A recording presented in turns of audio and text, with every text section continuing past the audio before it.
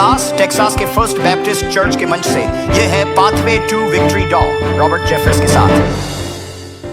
नमस्कार, मैं रॉबर्ट जेफरस हूं। पाथवे टू विक्ट्री में स्वागत है। सभी को अंडरडॉग कहानी पसंद है। फिलाडेल्फिया आर्ट म्यूजियम की सीढ़ियों पर रॉकी को पहुंचते देखना या रूडी को विरोधी क्वार्टरबैक को गिराकर टीम को जीत दिलाते देखना, इनसे ज्यादा प्रेरणादायक चीजें कम हैं।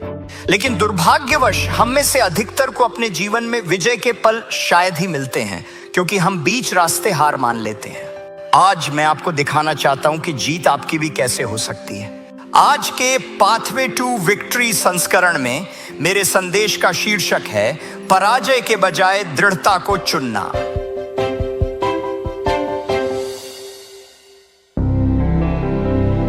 टिम हैंसल की किताब ईटिंग प्रॉब्लम्स फॉर ब्रेकफास्ट में एक बेहद शानदार कहानी है।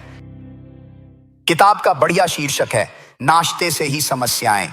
लेकिन टिम हैंसल एक दिलचस्प बातचीत का विस्तार से वर्णन करते हैं जो उन्होंने एक जंगल स्काउट बर्नी के साथ की थी। वह लिखते हैं, एक दिन देर दोपहर जब नीला पश्चिमी आकाश नारंगी और स्लेटी रंगों में ढलने लगा था, तो वह अपनी यात्राओं के दौरान जंगल में खो जाने वाले लोगों के विभिन्न अनुभवों के बारे में बात करने लगे। यहां बहुत से लोग रास्ता भटक चुके हैं, बर्नी ने कहा। मैंने जवाब दिया, खैर शायद ऐसा इसलिए है क्योंकि वे वास्तव में नक्शा और कंपास वगैरह को समझते नहीं हैं, है ना? नहीं, अरे, बर्नी ने कहा। तो मैंने कहा शायद ऐसा इसलिए है क्योंकि वे जंगल में नए हैं। फिर से बर्नी ने कहा, नहीं, तो शायद ऐसा इसलिए है क्योंकि वे शहर के लोग हैं और उन्हें पूर्व और पश्चिम का फर्क भी नहीं पता। नहीं, अरे, बर्नी ने कहा, खैर ऐसा होना ही चाहिए क्योंकि वे पहली बार यहां आए हैं और वे सभी नए हैं। नहीं, बर्नी ने कहा। टिम ने कहा, मैंने उनसे कम 6 अलग अलग कारणों के बारे में पूछा कि लोग यहां क्यों खो जाते हैं। वह बार बार जवाब देते रहे, नहीं। आखिरकार मेरी जिज्ञासा जीत गई और मैंने थोड़ी देर सोचने के बाद पूछा, दरअसल तो फिर वे हमेशा रास्ता कैसे भटक जाते हैं? दरअसल बर्नी ने कहा, क्योंकि वे, जैसा कि अपेक्षित था, पर्याप्त दूर तक नहीं जाते। उसने कहा, ये लोग यहां ऊपर आते हैं और मैं उन्हें बताता हूं कि 5 मील आगे जाओ, और इसके बजाय वे लगभग 3/4 मील तक चलते हैं और वे बाएं दाएं मुड़ने लगते हैं और हर जगह बिखर जाते हैं। वे वास्तव में पर्याप्त दूर नहीं जाते। आप जानते हैं, बहुत सारे लोग हैं जो लोग जीवन में भटक जाते हैं क्योंकि उन्हें शुरुआत में नहीं पता होता कि वे कहां जा रहे हैं। लेकिन कुछ लोग ऐसे भी होते हैं जिनके मन में एक स्पष्ट मंजिल होती है।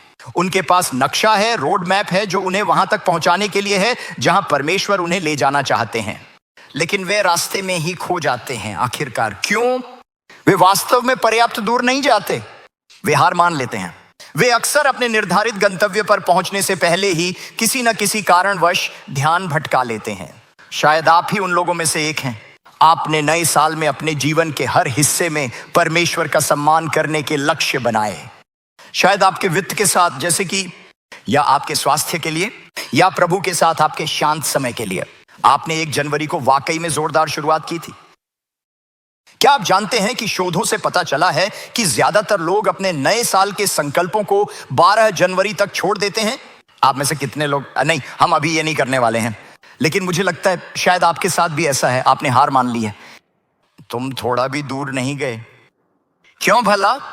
क्योंकि आज हम जिस दृष्टिकोण को अपनाने की बात करने जा रहे हैं, उसे अपनाने में असफलता के कारण। हमारी श्रृंखला अपना नजरिया चुने, अपनी जिंदगी बदले में आपका स्वागत है। हम कह रहे हैं कि आप हमेशा अपनी परिस्थितियां नहीं चुन सकते। आप अपनी परिस्थितियां नहीं बदल सकते, लेकिन आप जीवन की परिस्थितियों के प्रति अपनी प्रतिक्रिया चुन और बदल सकते हैं। इस श्रृंखला में हम 11 बाइबल आधारित दृष्टिकोणों की बात कर रहे हैं जो उस समृद्ध जीवन के लिए जरूरी हैं जिसका वादा यीशु ने यूहन्ना 10:10 में किया। और आज हम उन दृष्टिकोण विकल्पों में से दूसरे विकल्प को देखेंगे जिसमें हार के बजाय दृढ़ता को चुनना शामिल है। हम असल में दृढ़ता से क्या मतलब समझते हैं? किसी ने कहा है कि साहस वह इच्छा है जिससे आप अपने सपनों को पूरा करने की शुरुआत करते हैं, लेकिन दृढ़ता वह संकल्प है जिससे आप अपने ईश्वरीय सपने को पूरा करने का निरंतर प्रयास करते हैं। अप्रत्याशित बाधाओं के बावजूद, पूरी तरह अवांछित आलोचना और लगातार और अटूट अत्यंत कठिन परिश्रम। मैं फिर कह रहा हूं, मेरी तरफ नहीं, नोट्स देखो और लिख लो ताकि याद रहे। दृढ़ता वह संकल्प है जो आपको अपने ईश्वर प्रदत्त सपनों का पीछा करने के लिए प्रेरित करता है, चाहे अनपेक्षित और अप्रत्याशित बाधाएं ही क्यों ना आ जाए। वांछित आलोचना और निरंतर धैर्यपूर्वक कठोर परिश्रम करते हुए।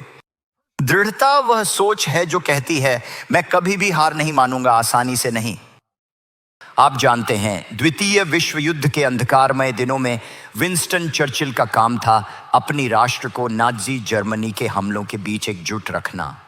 जब उन्हें नाजियों द्वारा आक्रमण और शायद संभावित कब्जे की धमकी दी गई थी, चर्चिल के कुछ मित्रों और सलाहकारों ने उन्हें सलाह दी कि उन्हें नाजियों के साथ बातचीत करनी चाहिए, शायद नाजियों के सामने आत्मसमर्पण भी करना चाहिए। लेकिन इसके बजाय एक बार विंस्टन चर्चिल ने कहा, युद्धों को खाली करवाकर कभी भी नहीं जीता जाता, थोड़ा सा भी नहीं। अच्छा, पता है क्या, जिंदगी में कभी भी जीवन को खाली करने से नहीं जीता जाता। सफल लोग वे होते हैं जो अपने ईश्वर प्रदत्त सपनों का पीछा करना लगातार जारी रखते हैं। देखिए, दृढ़ता बहुत महत्वपूर्ण है। इसका मतलब यह नहीं कि आप हमेशा बाधाओं को हटा सकते हैं। दृढ़ता का अर्थ है अपने ईश्वर प्रदत्त सपने का पीछा करते रहना, चाहे कुछ भी हो। उन बाधाओं को जो जीवन हमारे सामने खड़ी करता है। मैं आपको 3 सवाल बताता हूं जो आपको अपने जीवन में किसी भी लक्ष्य का पीछा करते समय खुद से जरूर पूछने चाहिए। पहला सवाल, क्या आपका लक्ष्य परमेश्वर के वचन के किसी सिद्धांत का उल्लंघन करता है? क्या आपका लक्ष्य परमेश्वर के वचन के किसी सिद्धांत का उल्लंघन करता है? क्या यह आपके जीवन के लिए परमेश्वर की योजना के अनुरूप है? क्या आपका उद्देश्य बनाए रखना है? क्या यह आपके जीवन के लिए परमेश्वर के उद्देश्य के अनुसार है? आपके लक्ष्य से परमेश्वर कैसे सम्मान मिलेगा? आपके लक्ष्य की प्राप्ति से परमेश्वर को कैसे सम्मान मिलेगा? बाइबल में दृढ़ता और इसके महत्व को समझाने के लिए 2 बेहतरीन उदाहरण दिए गए हैं। पहला उदाहरण यहोशू अध्याय 6 में है, जो यहोशू और यरीहो की दीवारों की कहानी है। तुम्हें वह कहानी याद है? ईश्वर ने यहोशू को एक सपना दिया था जो था कनान देश अर्थात प्रतिज्ञात भूमि में बसने और उस पर अधिकार करने का। यहोशू और इस्राएलियों के लिए यह ईश्वर का वादा था। केवल एक समस्या थी, यहोशू और उसके सपने के बीच एक विशाल बाधा थी, और वह 9 एकड़ का यरीहो नगर था जिसे विशाल दीवारों से घिरा हुआ जाना जाता था। यहोशू 6:2 में परमेश्वर ने यहोशू से कहा, देख, मैंने यरीहो को उसके राजा और उसके वीर योद्धाओं सहित तेरे हाथ में कर दिया है। उसने कहा, यहोशू, मैं तुझे यह नगर देने जा रहा हूं, लेकिन तो मैं तुम्हारी कोशिश के बिना यह नहीं करने वाला हूं। और वह आगे बताता है कि उसे क्या क्या करना होगा। ईश्वर ने यहोशू से कहा, अब तुम अपने लोगों को ले जाओ और मैं चाहता हूं कि तुम आदमियों को लेकर इस 9 एकड़ की दीवार के चारों ओर मार्च करो। दिन में एक बार, जैसे कि 6 दिन इसके चारों ओर घूमो, एक शब्द मत बोलो और फिर अपने शिविर में लौट जाओ। फिर 7वें दिन मैं चाहता हूं कि तुम दीवार के चारों ओर थोड़ा सा धीरे धीरे 7 बार घूमो, और 7वीं बार तुम्हें याजकों से तुरही बजवानी है और लोगों को जोर से चिल्लाने के लिए कहना है, और धीरे धीरे दीवार गिर जाएगी। और इसीलिए जोशुआ ने वही किया, उसने लोगों को बाहर निकाला। वे समझ नहीं पाए, बोले, यहोशू तुम हमारे नेता हो, हम पीछे चलेंगे। वे घूमे और शिविर लौट आए। दूसरा दिन, तीसरा दिन, चौथा दिन, लेकिन मुझे यकीन है कि 5वें दिन तक उनमें असली संदेह आने लगे होंगे। यहोशू, क्या तुम्हें यकीन है कि तुमने निर्देश सही समझे हैं? हमें दीवारें गिरने का कोई संकेत नहीं दिख रहा। अगर वे 5वें दिन हार मान लेते तो वे आशीर्वाद से चूक जाते, लेकिन वे चलते रहे। मैं सोचता हूं कि 7वें दिन तक वे उस भारी कवच को उस गर्म फिलिस्तीनी धूप में उठाए उठाए थक चुके होंगे। यरीहो में बहुत सूखा रहता है, लेकिन फिर भी वे ऐसा करते रहे। जरा सोचिए, 7वें दिन तीसरी बार जब वे रुके तो उन्होंने कहा, दीवार में एक भी दरार नहीं है, यहोशू आप हमसे यह सब क्यों करवा रहे हैं? लेकिन वे वही करते रहे जो परमेश्वर ने उन्हें करने के लिए कहा था। और 7वीं बार के अंत में जब उन्होंने तुरही बजाई और जोर से चिल्लाए तो दीवारें तुरंत गिर गईं। मेरा कहना दरअसल यह है, अगर वे पर्याप्त दूर नहीं गए होते, वे लोग परमेश्वर की आशीष से वंचित रह जाते। उन्हें ऐसा करने का आदेश दिया गया था जिसका कोई तर्क नहीं था, फिर भी परमेश्वर ने उन्हें आशीषित किया। क्यों? क्योंकि उनके पास विश्वास था। यहां एक शानदार कहानी है दृढ़ता की, और यह कि आपको क्यों सुनिश्चित करना चाहिए कि आप पर्याप्त दूर तक जाएं। यह नामान की कहानी है। यह कहानी दूसरी राजाओं की किताब अध्याय 5 में मिलती है। आप जानते हैं, नामान जो कि एक प्रसिद्ध सीरियाई सेना का कप्तान था, उसे कुष्ठ रोग हो गया था और इसलिए उसने भविष्यवक्ता एलीशा से पूछा कि उसे क्या करना चाहिए। एलीशा ने संदेश भेजा कि कुष्ठ रोग से चंगाई के लिए क्या करना है। देखिए दूसरा राजा 5:10, जाओ और यरदन नदी में 7 बार स्नान करो, तब तुम्हारा शरीर फिर से स्वस्थ हो जाएगा और तुम शुद्ध हो जाओगे। पद 11, लेकिन जब नामान ने वह निर्देश सुना तो वह बहुत क्रोधित हो गया। अब वह असल में उस निर्देश पर इतना नाराज क्यों था? अगर आप कभी यरदन नदी गए हैं तो आप आसानी से समझ सकते हैं कि क्यों। यरदन नदी में स्नान का विचार 10वीं आयत में यह विरोधाभास है। कोई भी यरदन में स्नान नहीं करता। यह दिलचस्प है, जब लोग पहली बार इजराइल जाते हैं, मैं यरदन नदी में बपतिस्मा लेना चाहता हूं पास्टर, क्या मैं वहां बपतिस्मा ले सकता हूं? और उनके मन में यह छवि है कि यरदन नदी एक साफ निर्मल जलधारा है जिसकी सतह से एक पवित्र धुंध उठती है। और जब वे वहां पहुंचते हैं तो देखते हैं कि वहां सिर्फ कीचड़ भरा गड्ढा है, वह बहुत गंदा है।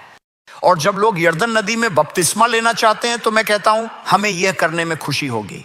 बेन इधर आओ, बेन हमारे आधिकारिक और पवित्र यरदन नदी में बपतिस्मा देने वाले हैं। लोग पूछते हैं एक कार्यकारी पादरी क्या करता है? वह यरदन नदी में बपतिस्मा देता है। नामान बहुत गुस्से में था और वह चला गया और बोला, देखो मैंने सोचा था, वह मेरे पास आएगा, खड़ा होगा, यहोवा के नाम से पुकारेगा, उस स्थान पर हाथ लगाएगा और कोढ़ी को ठीक करेगा।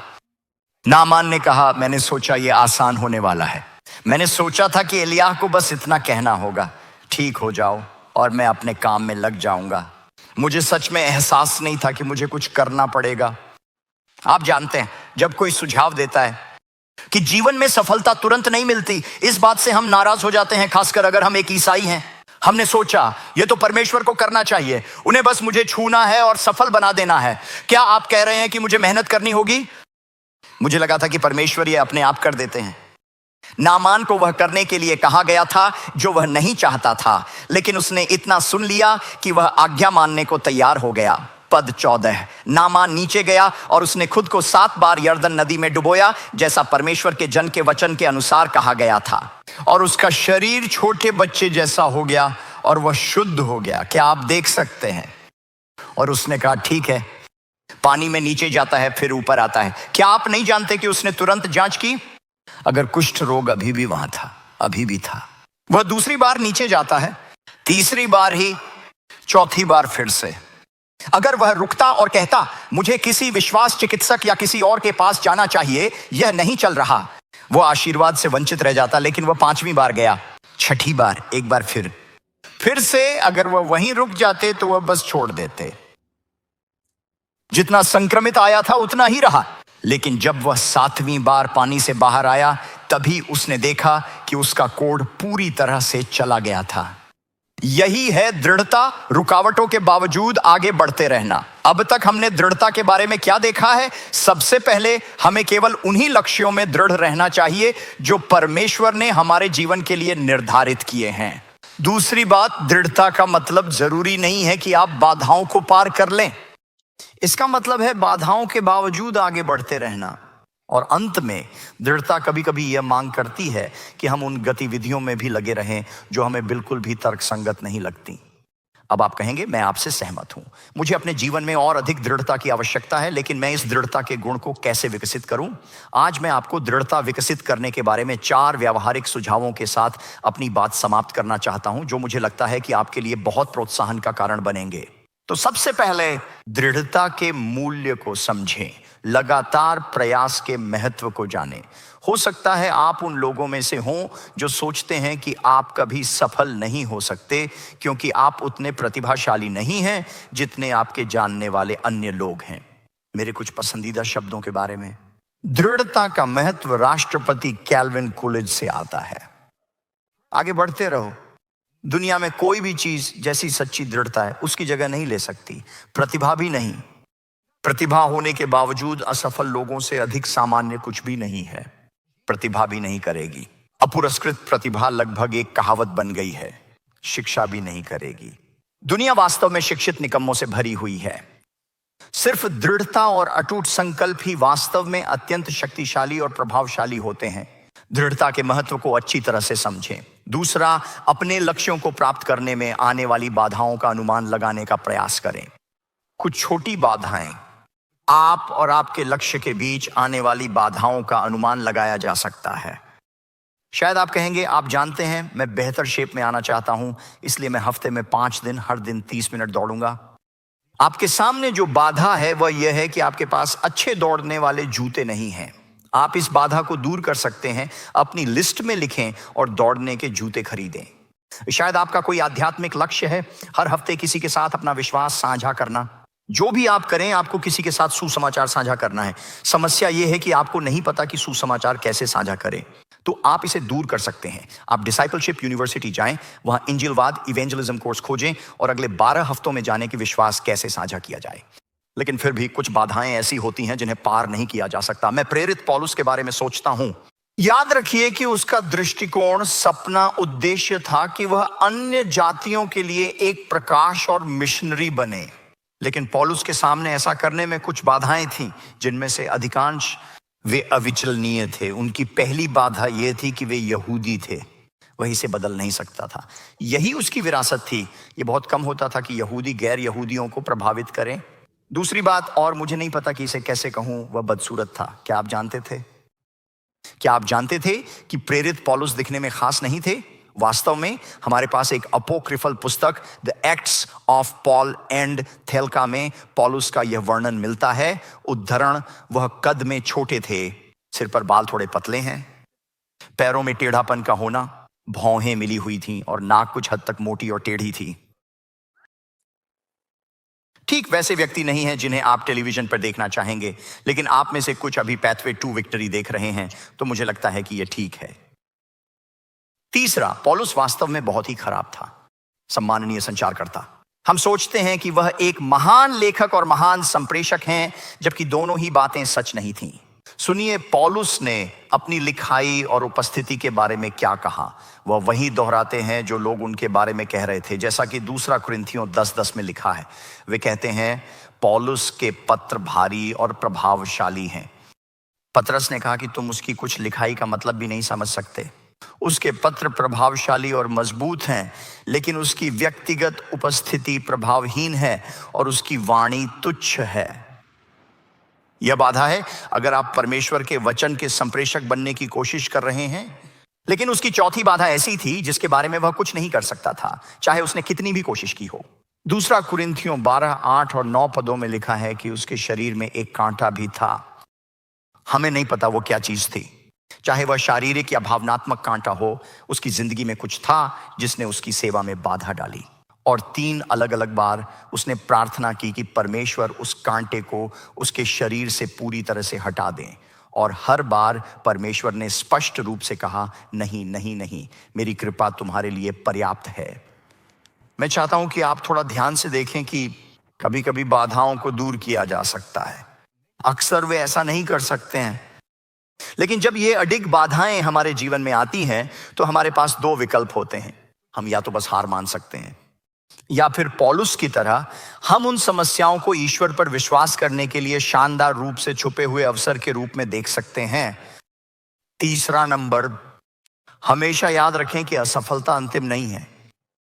आप जानते हैं, हम में से अधिकांश लोग अपने जीवन में परमेश्वर द्वारा दिए गए सपनों को पूरा करने के लिए आगे नहीं बढ़ते। उसका कारण है असफलता का डर। हम सोचते हैं, क्या होगा अगर मैं इस नौकरी के लिए आवेदन करूं और न पाए? अगर मैं उस व्यक्ति को डेट पर चलने के लिए पूछूं और वे हाँ न कहें तो क्या होगा? अगर मैं, आप जानते हैं, ये करता हूं और ये काम नहीं करता तो क्या होगा? वे असफलता के कारण पंगु हो गए हैं। इस बात को याद रखो, कोई भी खड़े खड़े अपने पैर की उंगली नहीं टकराता। मेरा मतलब है, अगर आप आगे बढ़ रहे हैं तो कभी कभी आपका पैर ठोकर खा सकता है, लेकिन आप आगे भी बढ़ेंगे। मैं थॉमस जे वॉटसन के बारे में सोचता हूं, IBM के संस्थापक। उन्होंने कहा, सफलता पाने का तरीका है अपनी असफलताओं की दर दोगुनी करना। इसका क्या मतलब? असफलता की दर दोगुना करो। वह कह रहे थे कि जितनी बार आप कुछ करने की कोशिश करेंगे, जितने अधिक प्रयास करेंगे, उतनी ही बार आप असफल भी होंगे, लेकिन उतनी ही बार आपको सफलता भी मिलेगी। अगर सफल चाहते हैं तो आपको असफल होना ही पड़ेगा। जॉर्ज बर्नार्ड शॉ की पहली 5 उपन्यासों को अस्वीकार कर दिया गया था।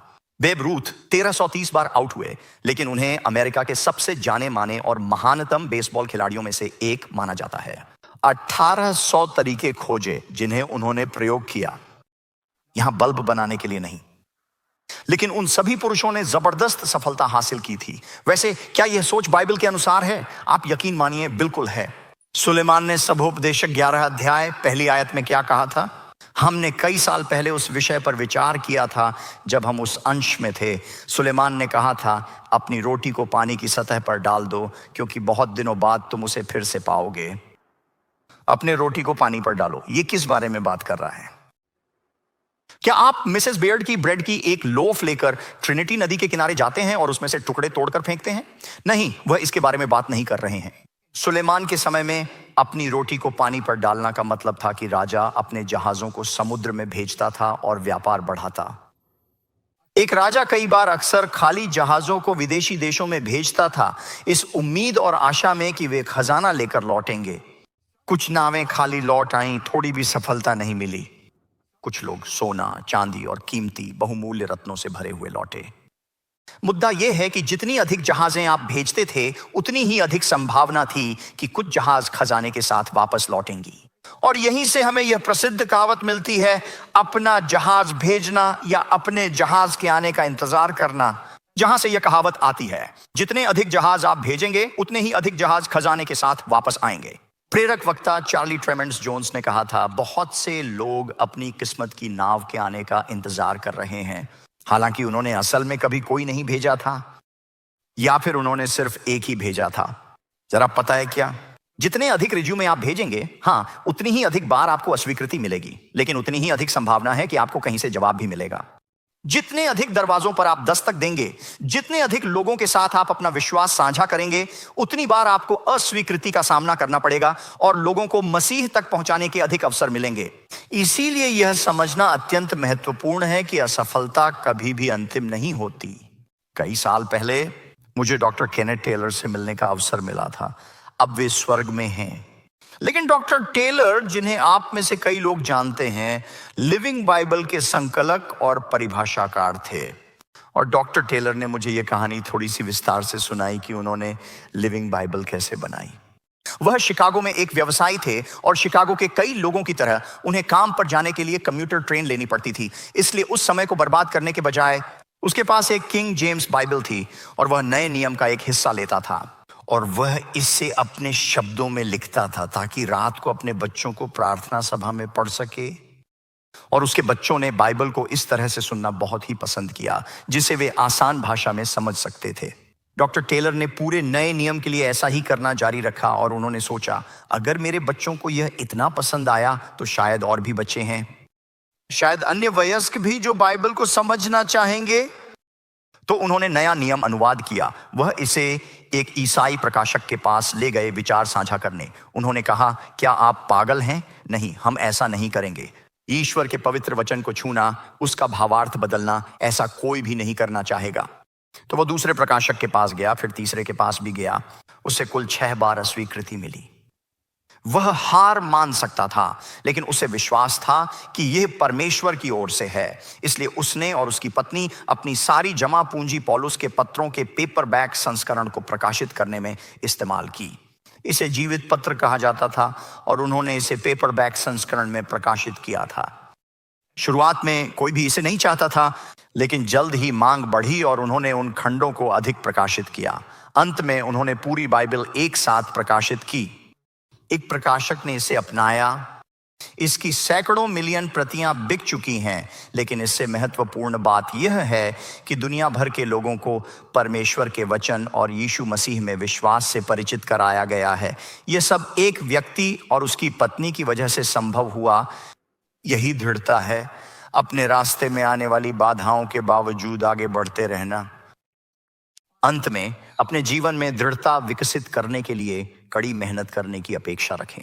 एक लेखक इसे कहते हैं, जैसा कि वे समझाते हैं, आपको पवित्र पसीना विकसित करना होगा। हम सोचते हैं हम अपनी आलस्यता को धर्मशास्त्र के पीछे छुपाते हैं। अगर यह होना है तो यह परमेश्वर की मर्जी है। आप जानते हैं, उन्हें ही करना है, इसमें मुझसे कोई प्रयास नहीं लगेगा। 1 कुरिन्थियों 9 में प्रेरित पौलुस की बात सुनिए। इसलिए मैं ऐसे दौड़ता हूं जैसे बिना लक्ष्य के नहीं। मैं ऐसे मुक्केबाजी करता हूं जैसे हवा में घूंसे न मार रहा हूं, बल्कि मैं अपने शरीर को काबू में रखता हूं और उसे अपना दास बना लेता हूं। कहीं ऐसा ना हो कि दूसरों को उपदेश देने के बाद मैं स्वयं अयोग्य ठहर जाऊं। पौलुस कड़ी मेहनत के बारे में बात कर रहे हैं। डेनिस वेटली अपनी किताब सीड्स ऑफ ग्रेटनेस में कहते हैं कि विजेता वे काम करते हैं जो अधिकांश लोग नहीं करते, जो करने के लिए अभी तैयार नहीं है। क्या आप अपने जीवन में ईश्वर द्वारा दिए गए उद्देश्य को प्राप्त करना चाहते हैं?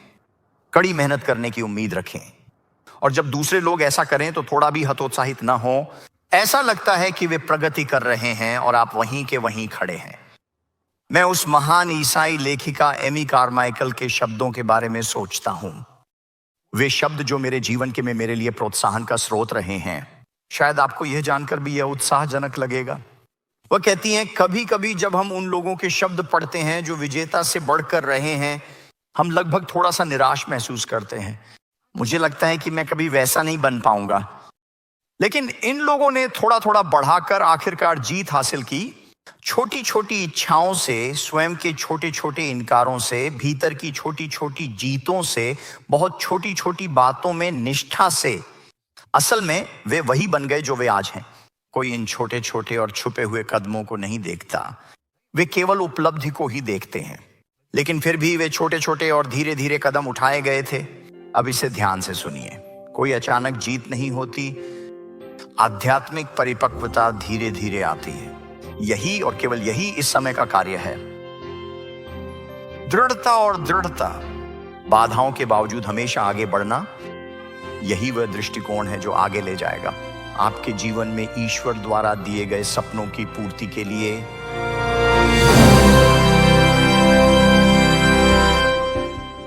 दृढ़ता का मतलब हमेशा बाधाओं को हटाना नहीं होता। दृढ़ता का अर्थ है कि आप अपने ईश्वर प्रदत्त सपने का पीछा उन बाधाओं के बावजूद भी करते रहें। और भले ही यह हमेशा आसान नहीं होगा, वास्तव में यह शायद ही कभी आसान होता है, लेकिन आपकी कड़ी मेहनत अंत में जरूर रंग लाएगी। चिंता हर किसी के लिए एक आम समस्या है और मसीही लोग भी इससे बिल्कुल अछूते नहीं हैं। चिंता न केवल हमारे जीवन से खुशी छीन लेती है, बल्कि यह हमें अपने सपनों को पूरा करने से भी रोक देती है। तो अगली बार हम थोड़ा विस्तार से देखेंगे कि बाइबल के अनुसार चिंता के कारण और उसके समाधान क्या हैं। हमारी सीरीज अपना नजरिया चुनें, अपनी जिंदगी बदलें में आगे क्या आने वाला है कि झलक पाने के लिए हमारे साथ बने रहें। किसी ने लिखा है, एक चालाक चोर, हमारे बीच एक बेहद खतरनाक और चालाक चोर खुलेआम घूम रहा है। वह हमारे सबसे कीमती और महत्वपूर्ण सामान को चुराने के इरादे से यहां आया है। कृपया, चोर का नाम क्या है? चिंता। अपना DVR सेट करें और अगली बार इस संदेश के लिए हमसे जुड़ें। चिंता पर विश्वास को चुनना, यहां पाथवे टू विक्ट्री पर।